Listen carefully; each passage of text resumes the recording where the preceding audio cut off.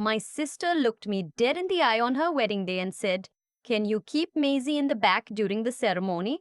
She's going to ruin the photos." Maisie was 4 years old. She was wearing a white flower girl dress that I had spent 3 weeks searching for. She had a basket of rose petals in her little hands. And she had practiced walking down the aisle in our living room every single night for a month. I didn't say anything right away. I just stood there in the bridal suite, holding a mimosa I hadn't touched, feeling the smile fleas on my face. My sister, I'll call her by what she was that day, which was a stranger, turned back to the mirror and kept adjusting her veil like she had just asked me to pass the hairspray. I need to back up, because none of this makes sense without the full picture. I am 31 years old. I was sitting at work eating a sad granola avalan. I've had the same job for 6 years.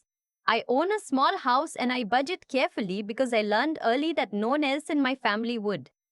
My sister is 27. She has never held a job for longer than 8 months. Her fiancé, the man she was about to marry, had been unemployed for almost a year before the wedding. They lived together in an apartment that my parents helped pay for, which is to say, an apartment that I helped pay for, because my parents' finances and my finances stopped being separate things a long time ago. It started small, the way these things always do. A car repair here, a phone bill there, an electric bill that got accidentally missed. I'm not a cold person. I don't love money more than I love my family. I helped because I could and because they needed it, and because every time I said yes, my mother would say, "You're such a good daughter, you know that," and something in me still needed to hear that. Over 3 years, I calculated it once, lying awake at 2 in the morning. I had given or lent, and let's be honest, given, because none of it ever came back, somewhere around $14,000 to various members of my family. Car payments for my sister. 3 months of their apartment rent when her fiancé lost his job.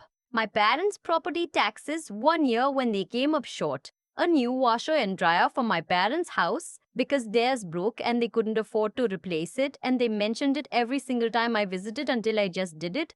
A refrigerator for my sister's apartment.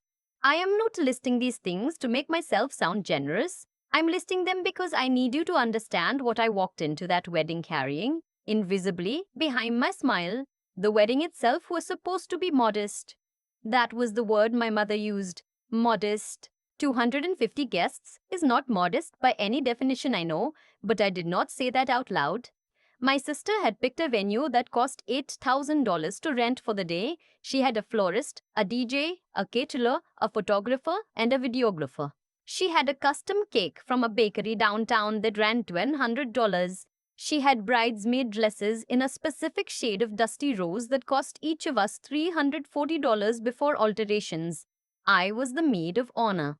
I also quietly had agreed to cover the catering deposit when the venue required it before my sister had the money. $3,500? She said she would pay me back before the wedding. She had not mentioned it again since. I had planned the bachelorette weekend in Nashville. I had organized the bridal shower at my house. I had made every appointment, confirmed every vendor, handled every spreadsheet, answered every panicked 11 p.m. text for 8 months straight. I did it because I loved her, or because I thought I did, or because I had confused loving someone with being useful to them for so long that I didn't know how to tell the difference anymore. Maisie is my daughter. Her father and I split up 2 years ago. It was not dramatic. It was just two people who had gotten together young and grown into people who wanted different things. We co-parent well. I have her more than half the time. She is the best thing in my life without any competition from anything else. My sister knew Maisie was coming to the wedding. She had been invited. She was in the wedding.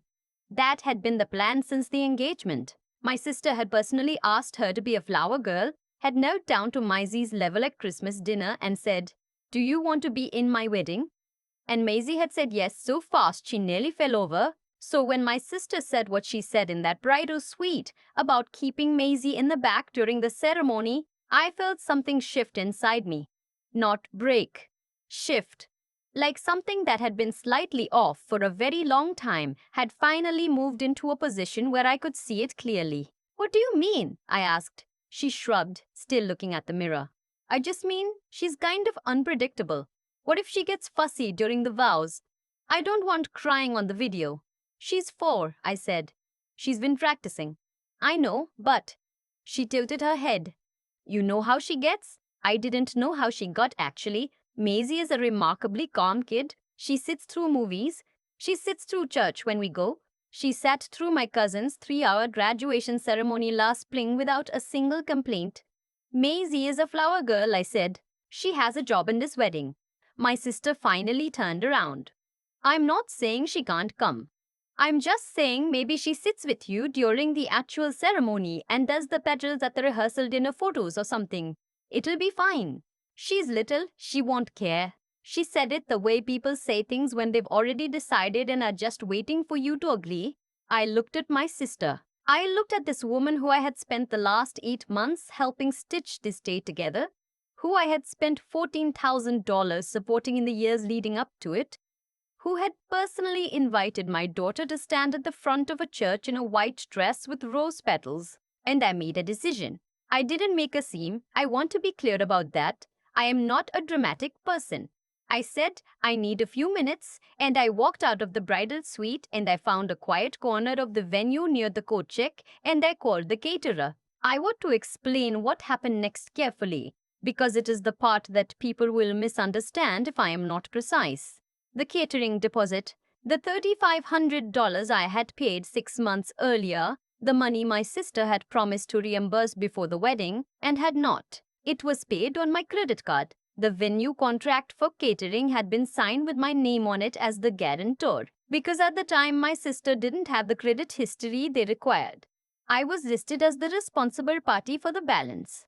I called the caterer and I told them I needed to discuss the payment situation. I explained that I was no longer in a position to guarantee the remaining balance. I asked what that meant for the contract. The caterer, a very professional woman named, I'll just say the caterer, walked me through it calmly. The deposit was non-refundable. The remaining balance, about $4,200, was due before service began that evening. If the responsible party could not confirm payment, they would need a new confirmed method before they set up. I thanked her. I hung up. I walked back toward the bridal suite.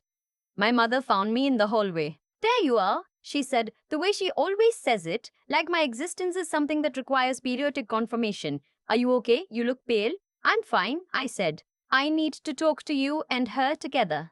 My mother's face did the thing it does when she senses conflict coming. A kind of preemptive smoothing, like she's already preparing to manage whatever I'm about to say. We went into the bridal suite. My sister was now having her lipstick touched up by the makeup artist. My mother closed the door. I just got off the phone with the caterer, I said. I need to talk about the remaining balance. My sister looked at me in the mirror. What about it? That's handled. It's not, I said. I'm still listed as a guarantor. They need confirmed payment before tonight. There was a pause. My mother made a soft sound. My sister's eyes stayed on mine in the mirror. Can you just put it on your card? My sister said. We'll pay you back. And there it was. Just like that, the same sentence I had heard 11 times in 3 years, delivered with the same complete confidence that I would say yes because I always said yes. No, I said just that word, no. I had practiced it in the car on the way there, actually. Not because I planned any of this, I hadn't, but because I'd been practicing saying it in general for months. My therapist had suggested it. I thought she meant in small situations. Turns out it applies to big ones too. My sister turned around fully now. What? I'm not covering the remaining balance, I said. You'll need to arrange payment directly with them before this evening. I don't have $4,000 in my account right now, she said. Like this was information that would change something. I know, I said. That's been true for a while. My mother said, Girls, today is not the day. You said you'd pay me back the deposit. I said to my sister, that was 6 months ago. You haven't mentioned it since.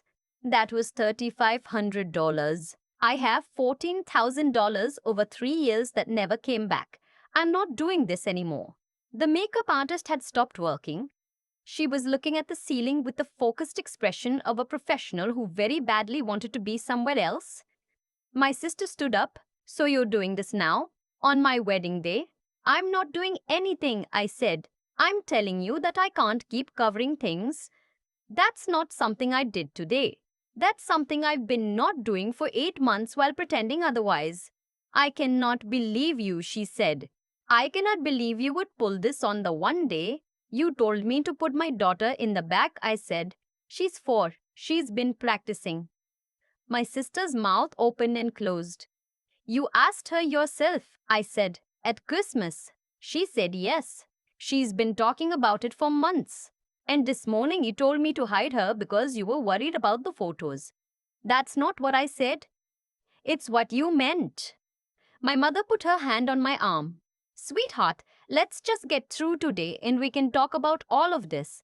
I looked at my mother. My mother, who I loved, who I had tried to take care of, who had let me take care of things that were not mine to carry for years and years and had thanked me for it and called me a good daughter and let it continue. I need you to arrange payment with the caterer, I said. I'm going to find Maisie. I walked out. Maisie was in the little kids' waiting area with my aunt who was watching her.